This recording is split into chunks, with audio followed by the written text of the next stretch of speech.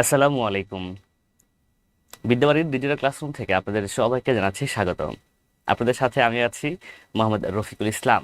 আজকের যে মূল আলোচনা আমাদের, যেটা আগেই বলেছি, আমরা ইউনিয়ন সমাজকর্ম নিয়ে আর কি। হ্যাঁ,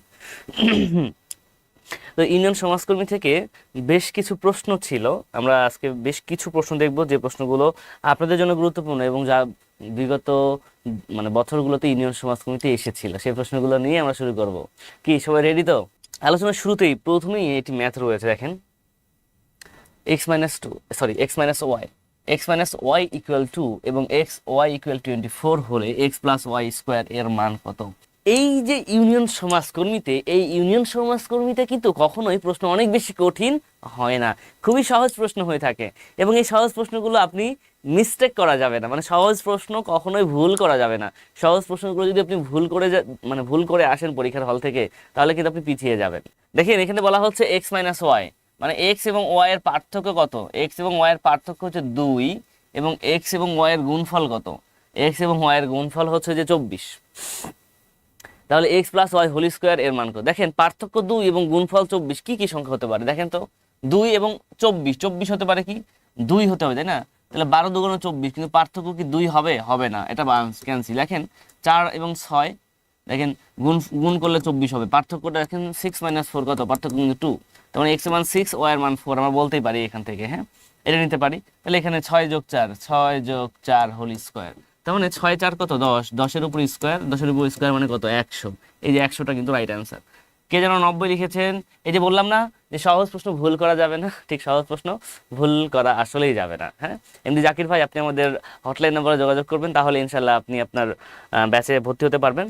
এছাড়াও দেখেন, শুধু এই প্রশ্ন এইভাবেই নয়, এই যে এখানে ফর্মুলা না, x+y² ফর্মুলা, আমরা ফর্মুলা করে ফেলি। দেখেন x+y² x+y² সমান সমান কি হবে? দেখেন a+b² সূত্র। a+b² সূত্রটা কি আমরা জানি? a-b² মাইনাস না প্লাস, এখানে প্লাস হবে। হ্যাঁ, +4xy। আমরা অনেকে কনফিউজড হয়ে যাই, স্যার কখন ওখানে 4ab নিব আর কখন 2ab নিব, অথবা কখন প্লাস নিব কখন মাইনাস নিব। এখানে যখন এখানে যদি প্লাস থাকে, তাহলে এখানে হবে মাইনাস, এখানে হবে প্লাস, প্লাস মাইনাস প্লাস মিল রাখবেন, এরকম প্লাস মাইনাস প্লাস এরকম চলমান থাকবে। তো x-y এর মান কত? 2 whole square plus 4 into xy এর মান কত? 24। ব্যাস, 2 স্কোয়ার মানে 4, প্লাস 4 ইন্টু 24 মানে 96। তো 4 + 96 মানে কত? 100। এই যে 100 কিন্তু অ্যান্সার। আপনি যেভাবে করেন না কেন, আপনার রেজাল্ট কিন্তু সেম আসবে। আপনি যেভাবে করেন না কেন, আপনার রেজাল্ট কিন্তু কি সেম আসবে। ওকে, আমরা নেক্সট প্রশ্ন দেখে আসি। নেক্সট প্রশ্ন কি রয়েছে? কোনটি অপ্রকৃত ভগ্নাংশ? এটা কিন্তু পারতে হবে। এটা যদি কেউ না পারছেন, জীবন কিন্তু বৃথা হয়ে যাবে, বুঝছেন? এটা কিন্তু সবাইকে পারতে হবে। দ্রুত কমেন্ট করেন অপ্রকৃত ভগ্নাংশ। দেখেন, একটা প্রশ্ন পড়ার সময় সেই প্রশ্নর ডিটেলসটাও আপনাকে জানতে হবে কিন্তু। হ্যাঁ, তো এই প্রশ্নের ডিটেলসটা যদি খেয়াল করেন, ভগ্নাংশ থেকে কিন্তু আসছে এটা। আমরা সবাই মোটামুটি সবাই জানি ভগ্নাংশ কত প্রকার। ভগ্নাংশ কিন্তু 3 প্রকার। কি কি? একটা হচ্ছে প্রকৃত ভগ্নাংশ, একটা অপ্রকৃত ভগ্নাংশ, এবং একটা মিশ্র ভগ্নাংশ। ভগ্নাংশ হচ্ছে 3 প্রকার, একটা প্রকৃত, একটা অপ্রকৃত, এবং হচ্ছে যে একটা মিশ্র ভগ্নাংশ রয়েছে। হ্যাঁ, তো প্রকৃত ভগ্নাংশ, যে ভগ্নাংশ যে 3 প্রকার, এইটা যে বর্তমান যুগে কেউ জানে না, এমনটা খুবই একটা এটা কঠিন একটা ব্যাপার। কারণ আপনারা মোটামুটি সবাই ফেসবুক ইউজ করেন, আর ফেসবুকের বদৌলতে কিন্তু অনেক সুন্দর সুন্দর আপনারা নৃত্য দেখতে পারেন, ড্যান্স দেখতে পারেন, তাই না বলেন? তো কিছুদিন আগে কিন্তু 2টা ছোট বাচ্চা ছিল, যাদের ড্যান্স করার মাধ্যম দিয়ে কিন্তু ভগ্নাংশ যে 3 প্রকার, এটা কিন্তু সবাই জেনে গেছেন। দেখছেন তো সবাই, নাকি দেখেন নাই? কমেন্ট করে জানাবেন ড্যান্স দেখছেন। ড্যান্স দেখলে এই প্রশ্নের অ্যান্সার পারবেন, যে ভগ্নাংশ যে 3 প্রকার, এটা ড্যান্স দেখলে পারবেন আপনারা। তো আসেন প্রকৃত ভগ্নাংশের কথা খেয়াল করি। প্রকৃত ভগ্নাংশ হচ্ছে যে ভগ্নাংশে, ভগ্নাংশ বলতে কি থাকে? লব থাকে, আর কি থাকে? হর থাকবে, তাই না? এইটা। তো যে ভগ্নাংশের লব হবে ছোট, হ্যাঁ, লব ছোট হর বড়, মনে করেন লব 5, হর হচ্ছে 6। ওকে, এটাকে বলা প্রকৃত ভগ্নাংশ। এরপরে মনে করেন লব 7, হর হচ্ছে 8, প্রকৃত ভগ্নাংশ। অপ্রকৃত ভগ্নাংশের হচ্ছে প্রকৃত ভগ্নাংশের বিপরীতটা। যে ভগ্নাংশের লব বড় হবে, মনে করেন 9, আর হর ছোট হবে 8, এটা হচ্ছে অপ্রকৃত ভগ্নাংশ। লব বড় হবে 10, আর হর ছোট হবে মনে করেন যে 7, এটা হচ্ছে অপ্রকৃত ভগ্নাংশ। আর মিশ্র ভগ্নাংশ কি? এখানে পূর্ণ সংখ্যা থাকবে, আবার ভগ্নাংশ সংখ্যাও থাকবে। হ্যাঁ, এই যে 1 পূর্ণ, মনে করেন 3-এর 2, এবারে 2 পূর্ণ, মনে করেন যে 5/7, এগুলো হচ্ছে আপনার কি, এগুলো হচ্ছে মিশ্র ভগ্নাংশ। তো মিশ্র ভগ্নাংশ কিন্তু এক ধরনের অপ্রকৃত ভগ্নাংশ, মিশ্র ভগ্নাংশ এক ধরনের কি অপ্রকৃত ভগ্নাংশ। হ্যাঁ, এখন একটু খেয়াল করেন কোনটি অপ্রকৃত ভগ্নাংশ। তো দেখেন ছোট আর বড়, খেয়াল করেন, তাহলে লব হচ্ছে বড়, হর হচ্ছে কি ছোট, লব বড় হর ছোট, তাকে বলা হচ্ছে কি অপ্রকৃত ভগ্নাংশ। 6/5, হ্যাঁ, লব ছোট মানে লব বড় হবে হর ছোট হবে, তাকে বলা হবে কি অপ্রকৃত ভগ্নাংশ। এই অংশগুলো কিন্তু, তো রাইট অ্যান্সারটা কিন্তু দেখেন যতগুলো অপশন আছে এই অপশনগুলোর মধ্যে রাইট অ্যান্সারটা কোনটা আমার 6/5, এটাই কিন্তু রাইট অ্যান্সার। ওকে, আচ্ছা অনেকে ড্যান্স দেখেছেন না, লিখেছেন ড্যান্স দেখেছি স্যার। ওকে, নেক্সট খেয়াল করি আমরা। এবার দেখেন কোনটি বড়, কোনটি বড়, বড় কোনটি, দ্রুত কমেন্ট করুন দেখিন তো স্যার কোনটা বড় হবে। কোনটি বড় হবে দ্রুত কমেন্ট করতে হবে। হ্যাঁ, বড় কোনটা, অপশনগুলো কিন্তু আপনার রয়েছে 0.05, 0.5, 0.25, 0.55। কোনটি বড়? এটা খুবই সহজ একটা প্রশ্ন, এটা পারবেন না এমন কিছু নাই বললেই চলে, মানে এমন কেউ নাই। তাহলে এটা, হ্যাঁ এটা হচ্ছে ইউনিয়ন সমাজকর্মীর সর্বশেষ ব্যাচ। একটু দেখি আমরা ক নাম্বারে 0.05, দেখেন 0.05, এখন 0.0 বড় নাকি 0.5 বড় বলেন তো? অবশ্যই 0.0 ছোট হবে, 0.5 বড় হবে। ওকে, তার মানে ক নাম্বারটা ছোট। এবার 0.5 বড় নাকি 0.2 বড়? অবশ্যই 0.5 বড় হবে, এটা ছোট হবে, বাতিল। এবার 0.5, এখানেও কিন্তু 0.5, এখানেও 0.5, এরপরে কিছু নাই। 0.5 এর পরে কিছু নাই মানে কি আছে? শূন্য আছে। হ্যাঁ, কিছু নাই মানে শূন্য আছে। আর এখানে দেখেন 0.55, তো 0.55 আর 0.50, তাহলে বড় কোনটা হয় বলেন? অবশ্যই 55টা বড়, অবশ্যই বড় কোনটা হবে? 55টা বড় হবে, 0.50টা ছোট হবে। হ্যাঁ, এটা অনেকেই লিখেছেন, অনেকেই লিখেছেন, একজন দুইজন নয়, অনেকজন এটা ভুল লিখেছেন। 0.50 হবে না, হবে কি 0.55, এটা হবে বড়র যে ব্যাপারটা রয়েছে এইটা। তো অ্যান্সারটা কোনটা? অ্যান্সারটা হচ্ছে ঘ নাম্বারটা। নেক্সট প্রশ্ন খেয়াল করি আমরা, দেখেন লসাগু এর পূর্ণরূপ কি? লসাগু এর পূর্ণরূপ কি বলেন দেখি, পূর্ণরূপটা কি হবে? এটা তো না পারার কিছু নাই। দেখেন প্রশ্নগুলো দেখে মনে হতে পারে যে স্যার প্রশ্নগুলো অনেক সহজ, তাই না? প্রশ্নগুলো অনেক সহজ, কিন্তু একটা কথা আপনাদের বলতেই চাই, এই ইউনিয়ন সমাজকর্মী পদের প্রশ্নগুলো সহজই হয়ে থাকে, কঠিন যে খুব একটা হয় তা কিন্তু নয়। কারণ এটা আপনাকে বুঝতে হবে, এটা আপনার নবম গ্রেড, দশম গ্রেড, 11তম, 12তম, 13তম গ্রেডের কোনো চাকরির পরীক্ষা নয়, এটা হচ্ছে 16তম গ্রেডের চাকরির পরীক্ষা। আর 16তম গ্রেডের চাকরির পরীক্ষাটা মোটামুটি কিন্তু ইজি করে থাকে, বুঝছেন, খুব একটা কঠিন করে না, খুবই ইজি করে থাকে এই ধরনের চাকরি পরীক্ষাগুলো। কিন্তু সমস্যা হচ্ছে এখানে নম্বরটা বেশি লাগে। মনে করেন 70-এর পরীক্ষা হয়েছে, 60-এর নিচে পাইলে আপনি পাসই করবেন না, তারও উপর পেতে হবে, 60 পাওয়ার পরও ফেল করতে পারেন। নম্বরটা অনেক বেশি লাগে কারণ প্রশ্নগুলো অনেক ইজি করে এই জন্য। তো লসাগু এর পূর্ণরূপটা কি বলেন দেখি? লসাগু এর পূর্ণরূপ কেউ কি ভুল লিখেছেন? এই যে ভুল কিন্তু লিখে ফেলছেন, মুর্শিদা হক সুরি, হ্যাঁ ভুল লিখে ফেলছেন কিন্তু। তারপরে গৌরচন্দ্র গোলদার কাব্য, ভুল লিখে ফেলেছেন কিন্তু। হ্যাঁ, তারপর সাব্বির খান ভুল লিখে ফেলেছেন, দেখে অনেকে ভুল লিখছে, দেখছেন এতটা সহজ প্রশ্ন বাট তবুও অনেকে ভুল লিখে ফেলছেন কিন্তু। লসাগু, লসাগু এর পূর্ণরূপটা কি? লসাগুর পূর্ণরূপটা হচ্ছে লঘিষ্ঠ সাধারণ গুণিতক, লঘিষ্ঠ সাধারণ গুণিতক। তো লসাগুর সাথে আরেকটা কি রয়েছে বলেন তো? আরেকটা কিন্তু গসাগুটাও রয়েছে, লসাগুর সঙ্গে আরেকটি রয়েছে গসাগু। তো এই যে গসাগুর কথা চলে আসেন, তাহলে আপনার প্রশ্ন যদি আসে এরকম যে স্যার এই গসাগুর পূর্ণরূপটা কি, কমেন্ট করেন সবাই দেখি, গসাগু এর পূর্ণরূপটা কি? সবাই কমেন্ট করুন, দ্রুত কমেন্ট করুন দেখেন তো গসাগু এর পূর্ণরূপটা কি। দেখেন লসাগুটা এসেছে গতবারের পরীক্ষায়, তো গসাগুটা কি অপরাধ করেছে? তো গসাগু যে কোনো মুহূর্তে পরীক্ষায় আসতে পারে। হ্যাঁ, তো গসাগুর পূর্ণরূপটা আমরা জেনে আসি, গসাগুটা হচ্ছে গরিষ্ঠ। হ্যাঁ, গসাগু হচ্ছে গরিষ্ঠ সাধারণ গুণনীয়ক, গসাগুটা হচ্ছে গরিষ্ঠ সাধারণ গুণনীয়ক। এইখানে কিন্তু গুণনীয়ক একটু খেয়াল রাখবেন, লসাগু এই যে লসাগুতে আছে আপনার হচ্ছে সাধারণ গুণিতক, আর এখানে রয়েছে সাধারণ গুণনীয়ক। লতে লঘিষ্ঠ আর গতে গরিষ্ঠ, এটা ভুল হয় না, বাট ভুলটা হয় গুণনীয়ক আর গুণিতক, এখানে এসে ভুল করে অনেকে। হ্যাঁ, এটা কিন্তু খেয়াল রাখবেন যেন ভুলটা না হয় আমাদের। আমরা নেক্সট প্রশ্ন খেয়াল করি, চলুন দেখে আসি বৃত্তের দৈর্ঘ্যকে কি বলে। এই বৃত্ত নিয়ে আমি অনেক কিছু পড়াবো আজকে। হ্যাঁ, এই প্রশ্নেই অনেক একটা আপনাদের হিন্টস বা হাইলাইটস আমি দিব এখান থেকে। ওকে, তো বৃত্তের দৈর্ঘ্যকে কি বলে? সবাই কমেন্ট করুন বৃত্তের দৈর্ঘ্য। তো স্যার বৃত্তের দৈর্ঘ্য কোথায় আছে বলেন দেখি, সবাই কমেন্ট করুন।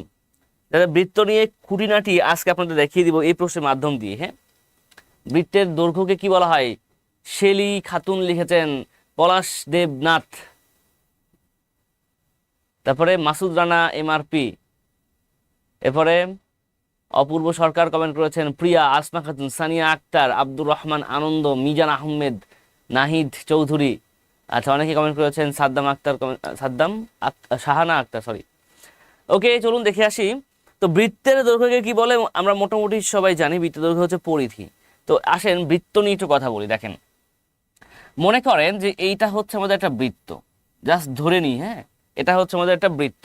একটু খেয়াল করবেন সবাই, বৃত্ত থেকে কিছু এক্সক্লুসিভ তথ্য আপনাদের দিয়ে দিই এই অংশটুকু থেকে। এটা হচ্ছে বৃত্ত এবং এই যে এটা কি বৃত্তের কেন্দ্র। তাহলে আমি লিখলাম এখানে, আমি কি লিখেছি? কেন্দ্র। তো আমি এখানে কেন্দ্রটা লিখলাম, হ্যাঁ এটা আমি কেন্দ্র পেয়েছি, কেন্দ্র লিখলাম। কেন্দ্র থেকে এই যে অংশটুকু আছে না, বৃত্তের সম্পূর্ণ অংশ ঘুরে আসছে, এটাকে বলা হয় পরিধি বা দৈর্ঘ্য। আবারও বলছি, এটাকে কি বলা হয়? পরিধি বা দৈর্ঘ্য। এই যে দৈর্ঘ্য বা পরিধি, খেয়াল করবেন। তাহলে আমরা কি পাচ্ছি? বৃত্তের পরিধি পাই, হ্যাঁ পরিধি, এইটাও কিন্তু পাই। ওকে, পরিধি। আবার এই কেন্দ্র থেকে পরিধির উপরে একটা রেখা টানলে তাকে কি বলা হয়? কেন্দ্র থেকে পরিধির উপরে যে রেখাটা যোগ করি তাকে বলা হয় ব্যাসার্ধ, এবং ব্যাসার্ধকে বলা হয় আর। তাহলে আমরা কি পেলাম এখানে? ব্যাসার্ধ পেলাম। ব্যাসার্ধ সমান সমান কত? আর। তো ব্যাসার্ধ সমান আর হলে পরিধি সমান কি হয়? পরিধি হয় 2πr। ওকে, এছাড়া বৃত্তের কি থাকে? বৃত্তের ক্ষেত্রফল থাকে। তো বৃত্তের ক্ষেত্রফলটা লিখি। বৃত্তের ক্ষেত্রফলের সূত্রটা কি বলেন তো? বৃত্তের ক্ষেত্রফল হচ্ছে πr²। এটা হচ্ছে বৃত্তের ক্ষেত্রফল। এরপরে আসেন, বৃত্তের পরিধির এক প্রান্ত থেকে অপর প্রান্তের যোগফলকে বলা হয় জ্যা। এটা মনে করেন এ এবং বি, হ্যাঁ এটা দিলাম পি, এটা দিলাম ও। তাহলে এই যে এ বি লিখলাম, এ বিটাকে বলা হয় কি বলেন তো? এ বি হচ্ছে বৃত্তের জ্যা। তাহলে বৃত্তেতে কি থাকে? জ্যা পেলাম কিন্তু, হ্যাঁ কি পেলাম? জ্যা পেলাম। ওকে, তাহলে কি পেলাম? জ্যা পেলাম। এবং আরেকটা জিনিস খেয়াল করি এই অংশটুকু থেকে, যখন আমরা এই যে কালো কালি ইউজ করতে, দেখেন এই যে এ থেকে বি এভাবে বললাম, এটা হচ্ছে বৃত্তের জ্যা। আবারও ভালো করে খেয়াল রাখেন, ফোকাসটা রাখেন একটু। এই এ বি যে যোগ করলাম, এই এ বি কে বলা হচ্ছে বৃত্তের জ্যা। আমি এটাকে অন্য কালার ইউজ করছি দেখেন, কিন্তু আমি যদি এইভাবে এবি বলি, এইভাবে এবি বলি, এই যে বৃত্তাকার পথে এবি, এটা যদি বলি, এটাকে কি বলা হবে বলেন তো? কে বলতে পারবেন? বৃত্তাকার পথে যদি আমরা এবি যাই, এ থেকে বি এর দিকে যাই, তখন তাকে বলা হবে কিন্তু চাপ। কি বলা হবে? চাপ বলা হবে, হ্যাঁ বৃত্তচাপ বলে থাকি আমরা। হ্যাঁ, তো আমরা এখানে পাচ্ছি জ্যা একটা, আর একটা হচ্ছে বৃত্তচাপ। এখানে লিখে দিচ্ছি বৃত্তচাপ বা শুধু চাপ। ওকে, চাপ বা বৃত্তচাপ। ওকে, চাপ বৃত্তচাপ। তো দেখেন, প্রশ্ন হচ্ছে আপনার কাছে একটা কোশ্চিন আমি রাখতে চাই যে বৃত্তের অংশ কয়টি? এই একটা কোয়েশ্চি, হ্যাঁ একটা বৃত্তের কয়টি অংশ থাকে? কমেন্ট করে ফেলেছেন সাগর খান ভাই যে একটা বৃত্তের কয়টি অংশ থাকে। তো এইটাই বলছিলাম, বৃত্তের অংশ কয়টি। দেখেন বৃত্তে কি কি পেয়েছি আমরা, এই যে যা যা পেয়েছি সবকিছুই কিন্তু আমি এখানে লিখেছি। বলেন তো কি কি লিখেছি এখানে? কয়টা অংশ লিখেছি? বৃত্তের অংশ কয়টি?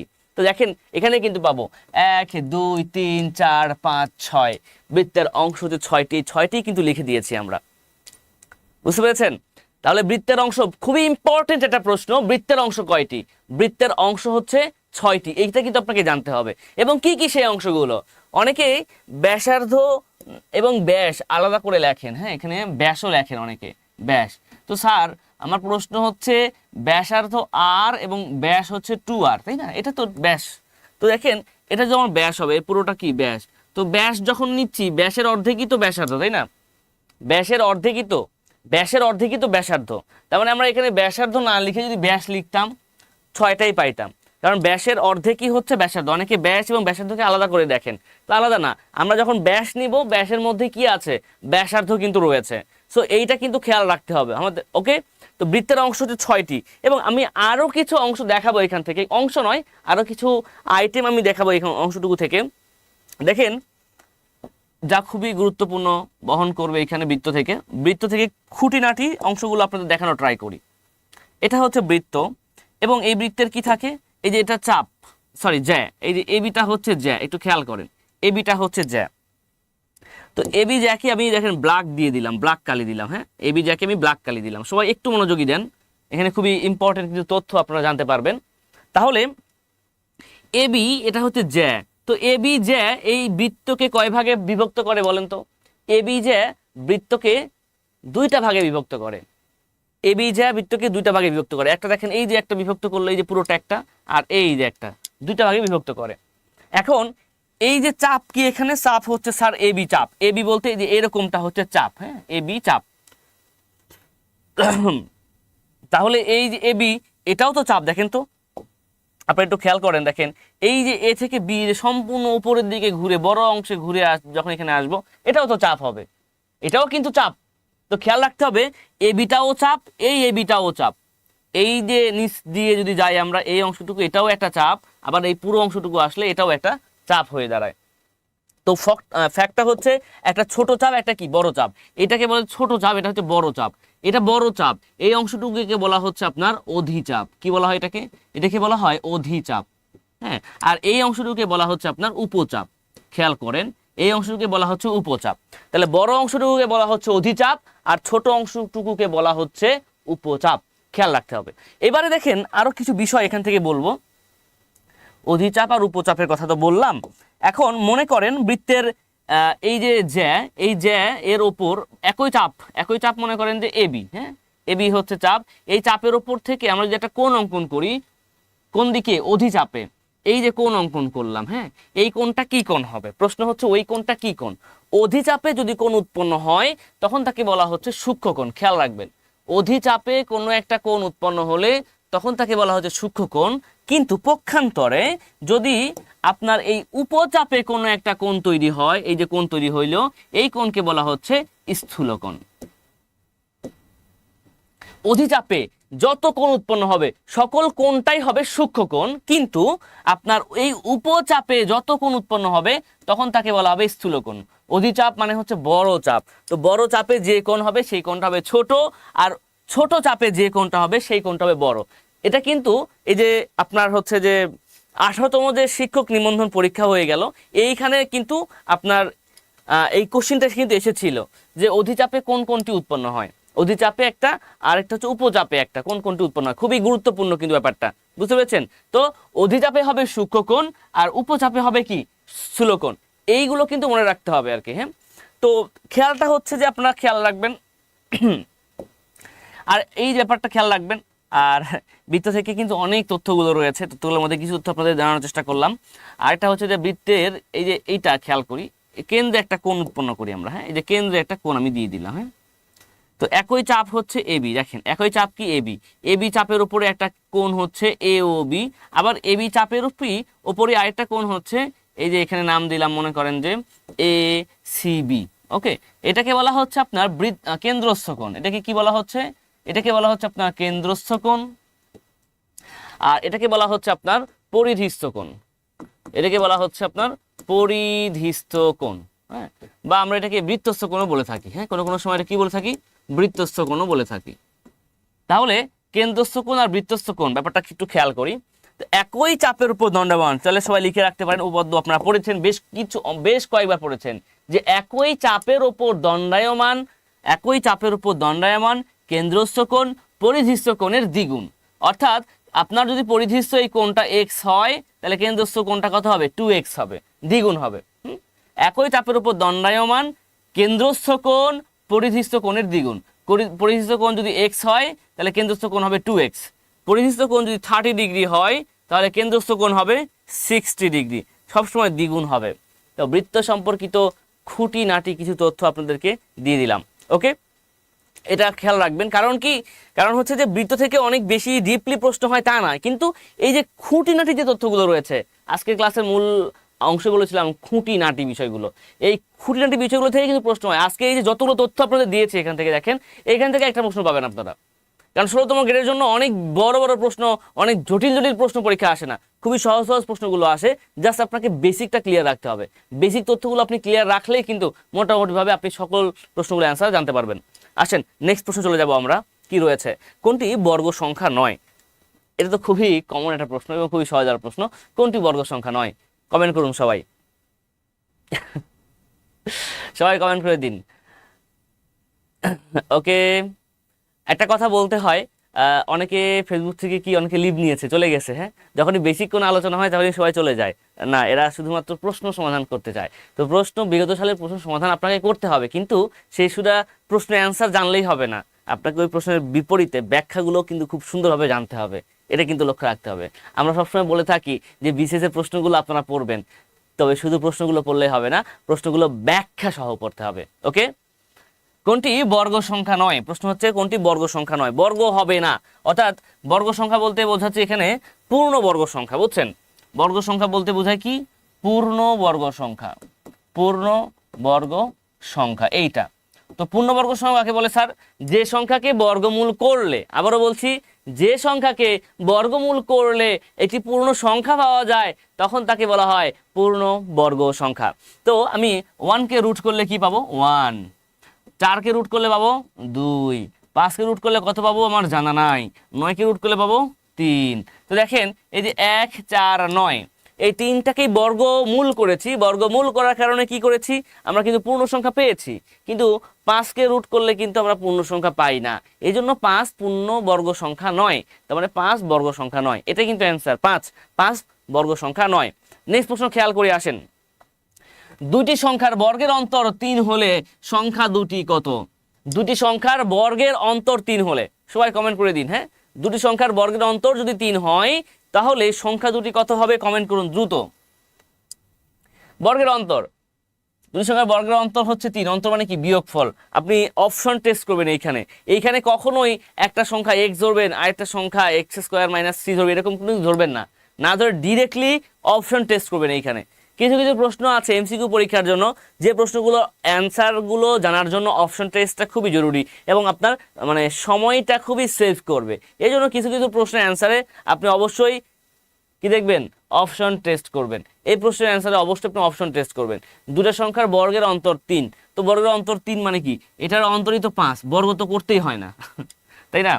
তো দেখেন নর্মালি বর্গের অন্তর 3 কখন হয়? ছোট ছোট সংখ্যারই হবে। তো 2 এর বর্গ হচ্ছে 4 আর 1 এর বর্গ কত? 1। তো 4 - 1 কত হবে? 3। এটাই কিন্তু হয়। হ্যাঁ, এছাড়া অন্য কোনো সংখ্যার বর্গের অন্তর 3 হয় না, বেশি হয় আরো। হ্যাঁ, তো দুটি সংখ্যার বর্গের অন্তর 3 মানে অ্যান্সার কত? 1 ও 2 এইটা। এবং আরেকটা কোশ্চেন দেখি, এখানে আমরা দেখে আসি। কবি সাহেব, হ্যাঁ, এই কবি সাহেবের 3 পুত্র রয়েছে। কবি সাহেবের 3 পুত্রের বয়স যথাক্রমে 5 বছর, 7 বছর ও 9 বছর। প্রতি 2 বছর পর পর একদম শিডিউল মেনে নিয়েছেন, বুঝছেন? 5 বছর একজন, 6 বছর 7 বছর একজন, 9 বছর। তিনি 4200 টাকা বয়স অনুপাতে পুত্রদের মাঝে ভাগ করে দিলেন। প্রশ্ন হচ্ছে এই 5 বছর বয়সী ছেলে কত টাকা পেল? 5 বছর বয়সী ছেলে কত টাকা পেল? দ্রুত কমেন্ট করতে হবে সবাইকে। মাজহারুল ইসলাম কমেন্ট রেখে গেলাম। জি, কমেন্ট রেখে আবার পালিয়ে যায় না, কমেন্ট রেখে থেকে যান আপনি। BM হেমায়েত লিখেছেন পরীক্ষা কবে হতে পারে? এটা হচ্ছে জাতীয় প্রশ্ন বর্তমানে বাংলাদেশে, বুঝছেন, যে পরীক্ষা কবে হতে পারে। এই জাতীয় প্রশ্নের উত্তরগুলো জাতীয়ভাবে দেওয়া দরকার জাতীয় প্রশ্নের উত্তরগুলো আপনারা হচ্ছে যে সত্যি বলছি, এগুলো পরীক্ষা কবে হতে পারে, পরীক্ষার ডেট আপনাদের মিস হবে না, কিন্তু ফ্যাক্ট হচ্ছে পরীক্ষা একটু সময় নেওয়া হচ্ছে। পরীক্ষা কিন্তু অলরেডি দেখা যাচ্ছে গত সপ্তাহে একটা পরীক্ষা হয়েছে, যদিও সেটা হচ্ছে নেত্রকোনা পল্লী বিদ্যুৎ সমিতির সময় পরীক্ষাটা হয়েছে গত ফ্রাইডেতে। তো পরীক্ষা দ্রুত শুরু হবে বলে আমাদের আশাবাদী। হ্যাঁ, আমরাও চাই পরীক্ষা দ্রুত শুরু হয়ে যাক, কারণ এই চাকরি করেই তো আন্দোলন, এবং এই চাকরির জন্য আন্দোলন করার পরে যদি এখনো চাকরির পরীক্ষার ব্যবস্থা করা না হয় তাহলে এটা খারাপ হয়ে যাবে। আশা করা যায় খুব দ্রুতই মানে সকল কিছু গুছিয়ে নিয়ে খুব দ্রুতই পরীক্ষা শুরু হবে, এই কামনায় আমরা করছি। ইনশাল্লাহ এই মাস থেকেই হয়তো বা শুরু হয়ে যাবে, এই মাসের শেষ দিক থেকে। এখন এই যে ইউনিয়ন সমাজকর্মী, এইটার পরীক্ষা হয়তো কিছুদিন পরে হতে পারে। হ্যাঁ, আসেন দ্রুত কমেন্ট করে দিই কি হবে রাইট অ্যান্সারটা। তো কবি সাহেবের কয়টা পুত্র? 3টা পুত্র। এই 3 পুত্র 5, 7 এবং 9 বছর। তো বলা হয়েছে কত টাকা? 4200 টাকা বয়স অনুপাতে ভাগ করে দেওয়া হলো। তাহলে বয়সের অনুপাত কত? 5:7:9। এটা হচ্ছে বয়সের অনুপাত। হ্যাঁ, 5:7:9 এটা বয়সের অনুপাত। এখন খেয়াল রাখেন, এই যে বয়সের অনুপাত এটা আমরা তো পাইলাম, তো বয়সের অনুপাত অনুসারে কি এ টাকাটাকে ভাগ করে দেওয়া হবে। বয়সের অনুপাত অনুসারে যদি টাকাকে ভাগ করে দেওয়া হয়, হ্যাঁ, টাকাকে ভাগ করে দেওয়া হয় তাহলে কি হবে? মনে করি এদের একটা সাধারণ অনুপাত যখনই থাকবে সবসময় প্রত্যেকটা অঙ্কে, যত অঙ্ক আপনার আসবে অনুপাতের অঙ্ক, সবসময় খেয়াল রাখবেন যে এই যে 5 7 5:7:9 এটাকে আপনি সবসময় একটা সাধারণ অনুপাত ধরে নেবেন। ওকে, তো একটা সাধারণ অনুপাত হচ্ছে এক্স, যদি এক্স যদি হয় এটা হচ্ছে 5x, এটা 7x, এটা 9x, হ্যাঁ 5x 7x 9x। ওকে, এই যে অনুপাত সবগুলোর যোগফল 5x + 7x + 9x, এই সবগুলো মোট কত টাকা পাবে? 4200 টাকা পাবে। এই সবগুলো কি 4200 সমান হয়ে যাবে? তো 5 7 12, 12 আর 9 কত? 21x। তো 21x সমান সমান হচ্ছে 4200। তাহলে x এর মান কত হবে? 4200 ভাগ 21 কত হবে? 21 দুগুণ 42, 200 টাকা। তাহলে এটা হচ্ছে সাধারণ অনুপাত। এটা কি 200 টাকা সাধারণ অনুপাত। এখন প্রশ্ন বলা হচ্ছে কি যে 5 বছর বয়সী ছেলে কত টাকা পাবে? 5 বছর বয়সী ছেলে কত টাকা পায়? 5x টাকা পায়। 5x, x এর মান কত? x এর মান হচ্ছে 200। এই যে 5x 5 × 200 কত টাকা হবে? সমান সমান হবে 1000 টাকা। এই যে 5 বছর বয়সী ছেলে পাবে 1000 টাকা। ওকে, এটা কিন্তু আমি সুন্দর করে আপনাদের অংশটুকু থেকে দেখিয়ে দিলাম। আশা করি এই অঙ্কগুলো কিন্তু মোটেও কঠিন নয়। আবারও বলছি, যতগুলো অঙ্ক দেখলেন সবগুলো কিন্তু বিগত সালের ইউনিয়ন সমাজকর্মী পদে এসেছে। তো একটা প্রশ্নও কি আপনাদের কঠিন লাগছে? কঠিন প্রশ্ন কিন্তু আসে না, সবগুলো সহজ প্রশ্নই আছে। এই সহজ প্রশ্নগুলো জাস্ট ভুল করা যাবে না, ভুল না করলে ওকে, বাট ভুল করলে বিপদ আছে, বুঝছেন? ভুল করা যাবে না। ওকে, আমরা দেখেন আরেকটা প্রশ্ন চলে আসি। 3টি 5 টাকায় কিনে 5টি 9 টাকায় বিক্রয় করলে শতকরা কত লাভ হবে? এবার আপনারা কমেন্ট করুন কি হবে রাইট অ্যান্সার। পরীক্ষা কি বিভাগীয় শহরে হবে? পরীক্ষা বিভাগীয় শহরে হতে পারে, সমাজসেবার পরীক্ষা বিভাগীয় শহরে হতে পারে, আবার ঢাকাতেও হতে পারে, শিওর নয়, তবে বিভাগীয় শহরে হওয়ার সম্ভাবনাটা বেশি রয়েছে। হ্যাঁ স্যার, বিশেষ গণবিজ্ঞপ্তি কি দিবে? স্যার, বিশেষ গণবিজ্ঞপ্তি আসবে বলে মনে হয় না। ওকে, নাজবুল হাসান, প্রতিটি লাইভে স্যার 30টি ম্যাথ সমাধান চাই। 30টি ম্যাথ সমাধান করতে অনেক সময় লেগে যাবে। দ্রুত কমেন্ট করুন কি হবে রাইট অ্যান্সার।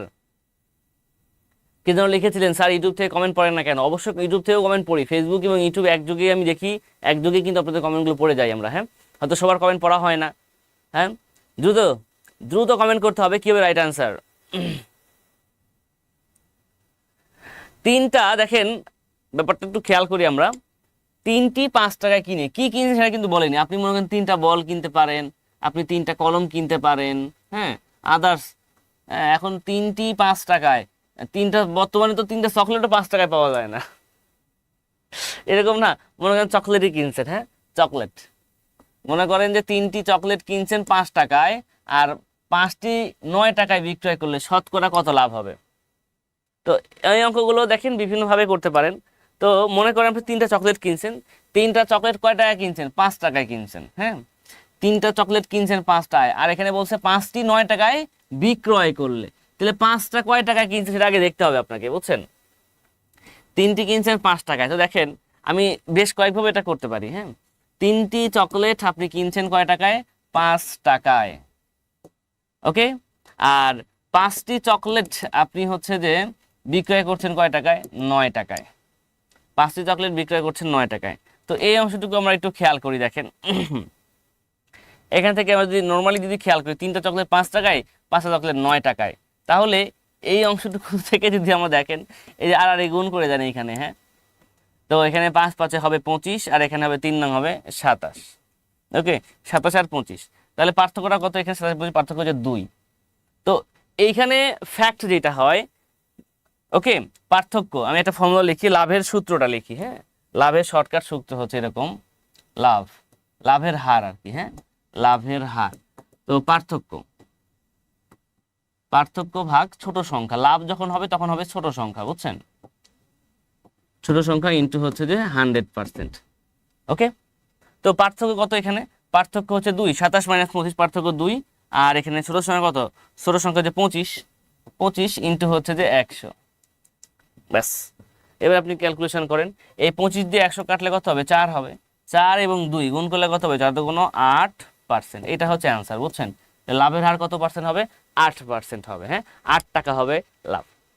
ওকে, আপনারা এই লাভ ক্ষতির অঙ্কগুলো যখন দেখবেন যে টাকার পরিমাণটা ভিন্ন, ডিফারেন্ট, হ্যাঁ, যে 3 টাকায় 5টি, আবার 5 টাকায় 9টি, তো ভিন্ন ভিন্ন মান না, ভিন্ন ভিন্ন মান। তো ভিন্ন ভিন্ন মান হলে এই যে ক্রস কানেকশন করবেন, বুঝছেন? ক্রস কানেকশন করবেন, দেখবেন যে অনেক ইজিলিতে আপনি ওগুলো সলভ করতে পারবেন। তো আজকে আমরা এখানে বিদায় নিচ্ছি, দেখা হবে ইনশাল্লাহ